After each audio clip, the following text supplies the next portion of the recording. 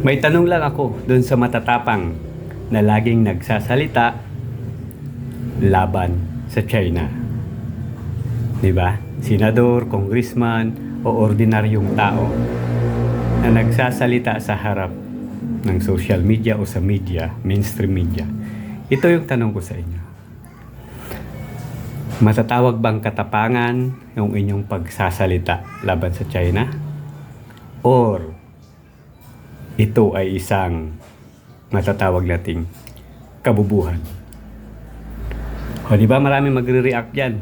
Maraming magsasabi ng kung ano-ano. Pero pagdating sa foreign relation, dapat ba na kung sino-sino lang yung magsalita laban sa China?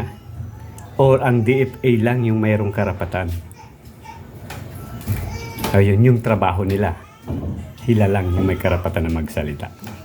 Ito, panoorin natin si Senador Rodante Marcolita.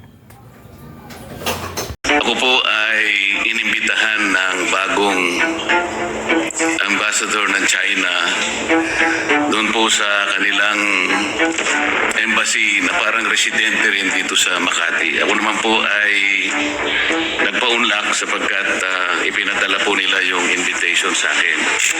Ang sabi ko po sa kanya, Mr. President, ganun din po ang pakay ng aming bansa. Sino naman kako ang papayag naman na sa araw-araw kako na ginawa ng Diyos sa atin ay puro na lang kaguluhan ang nakikita. Hindi magiging pabor sa atin at sa ating mamamayan. Ang sabi ko sa kanya, bakit kasi nakikita natin yung mga barko ninyo, kumisan binubomba ninyo ng tubig yung mga ilang mangingisda namin o kaya yung nagre-resupply ng aming provisions sa Ayong Inshore. Hindi ba natin may iwasan yun, sabi ko gano'n sa kanya.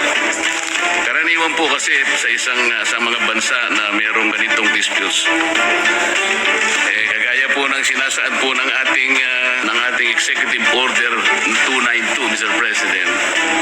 Ito po yung tinatawag nating Administrative Code of the Philippines.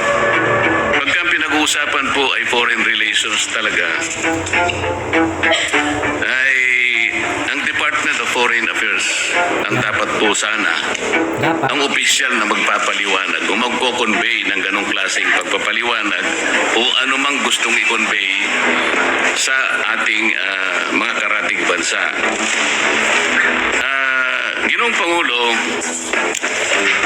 masasabi po ba natin na si Ginoong Tariela ay nakikipag-coordinate sa bawat salitang bibitawan niya sa publiko, lalong-lalo na yung sinasabi niya na kailangan impormahan ng public? Kiniklear po niya kaya ito sa Department of Foreign Affairs gayong ito ang official organ ng ating pamahalaan para sa ganun ay maiwasan po natin ang lalo pang pagkakataon. Sa tingin ko po, Mr. President, dahil meron tayong pong presumption of regularity, lalo na sa pagitan ng legislatura at saka ng executive, opo, nananalig ako na nagko-coordinate si Commodore Tariela, nagko-coordinate ang buong National Task Force on the West Philippine Sea sa lahat ng mga departamento na bumubuo at gumagabay sa kanila, lalo na ang Department of Foreign Affairs. Mr. President, sa tanong ko po kanina kung ikinukonsulta ni Ginoong Tariela sa DFA ang kanyang mga ginagawa at pagpapahayag sa publiko, at ang sinagot po ay siguro naman po maaari sapagkat yung pong presumption of regularity.